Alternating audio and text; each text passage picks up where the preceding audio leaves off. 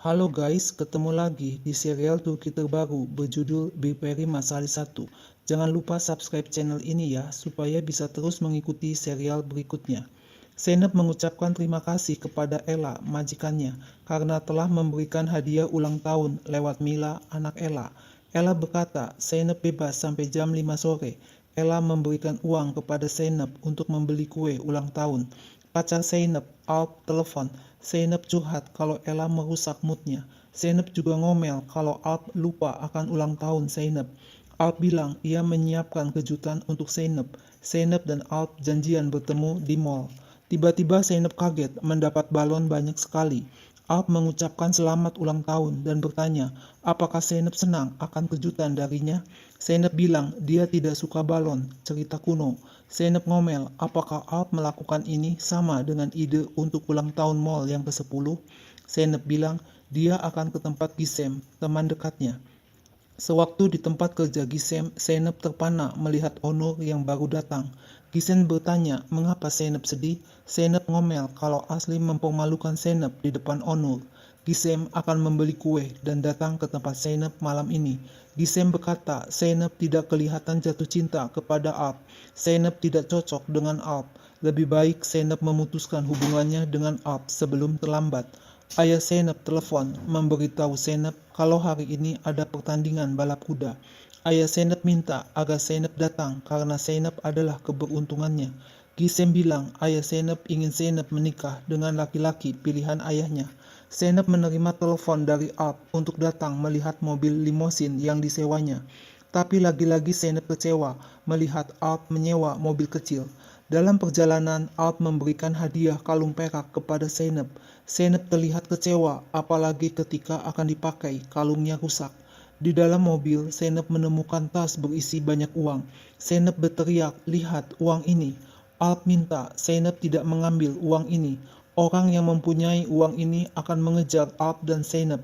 Zeynep ngomel, di mana Alp akan menemukan uang sebanyak ini? Karena Alp dan Zeynep masing-masing ngotot dengan pendapatnya masing-masing, akhirnya mobilnya menabrak pohon.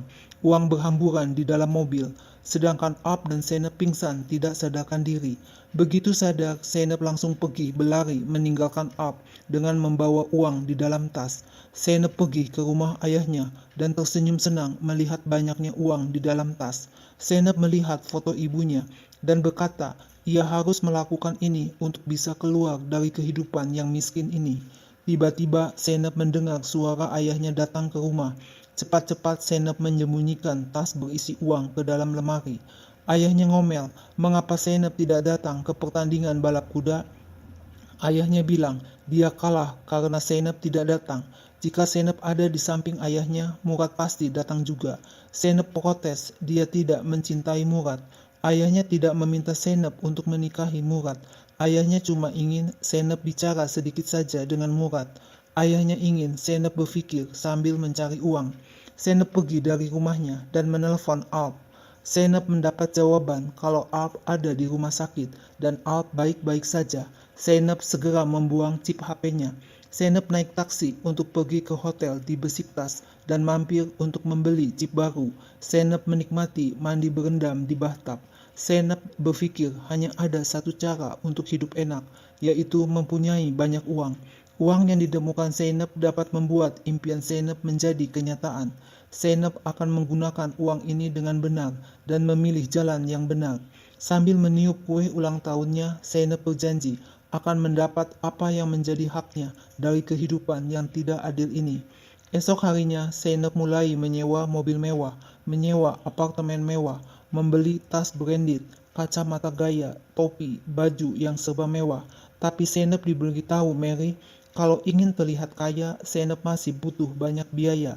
Malam harinya, Zeynep mengunjungi klub yang biasa dikunjungi pria kaya. Dengan akalnya yang cerdik, akhirnya Zeynep berkenalan dengan Sertah dan mengaku bernama Melissa. Tapi sayang, Zeynep salah menjawab pertanyaan Sertah, padahal sudah membaca 2 majalah. Kemudian Zeynep berkenalan dengan Fuad yang membelikan minuman untuk Zeynep. Akhirnya Zeynep menyadari sudah larut malam, waktu tidak terasa berjalan cepat. Fuad menawarkan diri mengantar Zeynep pulang. Sewaktu dalam perjalanan, Fuad berkata, apakah keluarga Zeynep berasal dari Izmir? Fuad mempunyai banyak teman di Izmir. Zainab berbohong dengan mengatakan nama ayahnya adalah Erdin Baki yang bekerja di sektor otomotif. Zainab kaget mendengar Fuad kenal dengan Erdin Baki. Zainab mengucapkan terima kasih kepada Fuad, tapi Fuad minta agar Zainab memberinya secangkir kopi. Fuad bilang, jika Zainab menyiapkan diri dengan baik, Zainab akan berhasil. Zainab akan tahu bagaimana caranya berbohong. Fuad berkata, bila Zainab mencari orang kaya tapi masih polos, Zainab akan menjadi mangsa. Zainab kaget mendengar Fuad bilang kalau ia adalah Dennis Fuad Gurman. Zainab marah kepada Fuad karena Zainab mengerti arah pembicaraan Fuad. Fuad meledek, Zainab telah menunjukkan wajah sebenarnya. Kalau mau menjadi Cinderella, tinggalkan satu sepatu dulu. Zainab kesal dan hanya bisa menangis. Akhirnya Zainab menemui Mary dan bertanya, bagaimana Mary bisa tahu kalau Zainab tidak kaya? Mary sudah lama ada di lingkungan sosialita. Mary bilang, orang yang benar-benar kaya tidak pernah mengatakan dia kaya. Zainab curhat, ia biasa bekerja untuk keluarga yang sangat kaya dan hidup dengan mereka. Apakah adil kalau menghabiskan 1 bulan gaji hanya untuk lipstik? Zainab ingin hidup dengan harga diri yang tinggi. Zainab minta agar Mary membantunya dan Mary akan selalu ada untuk Zainab. Mary bertanya, apakah akan ada masalah dengan uang Zainab? Sekali lagi Mary bertanya, apakah Zainab yakin uang milik Zainab itu bersih? Zainab berbohong kalau uangnya bersih dan meyakinkan Mary agar tidak usah khawatir. Malam harinya, Zainab berkata harus menemukan seseorang dari komunitas orang kaya. Zainab ingin tahu semuanya tentang Onur. Onur adalah seorang playboy, tapi ayahnya menyukai tradisi. Ayah Onur, Hamid, membangun kekayaannya dari bawah. Kelemahan Hamid adalah istri keduanya, Harika. Harika adalah wanita cerdas yang tahu apa yang diinginkannya. Ketika Hamid dan Harika berpacaran, tiba-tiba Harika hamil. Anak tertua Hamid, Neslihan, apapun yang dia lakukan tidak bisa menyenangkan ayah dan ibunya. Anak perempuan Hamid yang lain, Umid, membuka restorannya sendiri dan tidak menaruh perhatian kepada perusahaan. Anak lainnya dari Hamid adalah Safer, berlaku seperti anak dari orang tua yang kaya. Safer tidak pernah serius dalam segala hal. Harika akan berjuang untuk menempatkan putranya, Safer, di pucuk pimpinan perusahaan.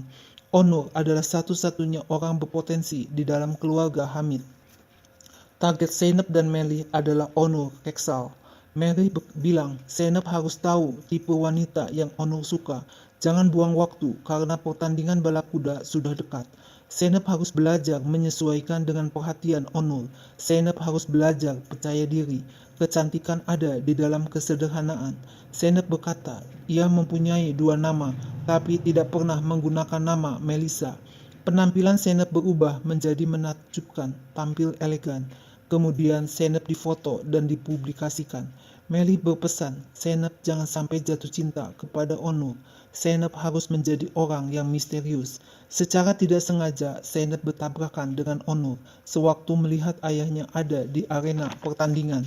Tidak menyia-nyiakan kesempatan, Zainab langsung menarik perhatian Onur. Benar saja, Onur bertanya, apakah Zainab tahu mengenai kuda? Apakah Zainab tahu kuda favoritnya? Zainab berbohong, ayahnya tertarik dengan kuda. Ada banyak kuda di Inggris dan Zainab tumbuh besar di sana.